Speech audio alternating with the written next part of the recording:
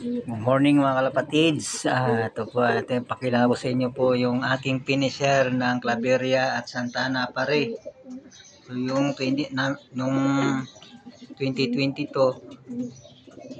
ay yan ang nilaban natin. Yan ay sa dami natin nilaban, siya ay napagtapos ng Claveria at Santana pare. So kaso lang hindi siya nakakuha ng title dahil nahuli siya ng umuwi. So yan, nawala siya.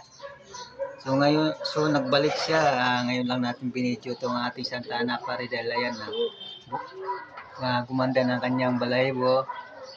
Palit na siya, ayan na. Yan ang ating Santana pare at Claveria. Ayan ating finisher noong 2022 yan. So yan guys, mga kalapatids, ayan. So, nagdalawang isip ako kung ilaban ko pa or hindi na. Kung gusto kong gawin ng breeder sana. So, yan. Dito muna natin lagay sa ating flyer. Ihalo muna natin.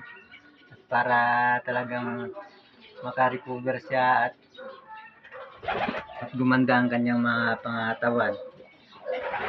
Actually, maganda naman ang katawan niya. Recover siya. So, yan. Gusto ko na batak pa siya dahil nung nilaban natin ay bata pa siya at hindi gaanong pag-ano nagro-ronda, kaya ito. At mahirap na naglaban na bata pa, kaya hindi sila gaanong makauwi. Kaya kailangan matanda talaga. Well guys, ayan, maraming salamat.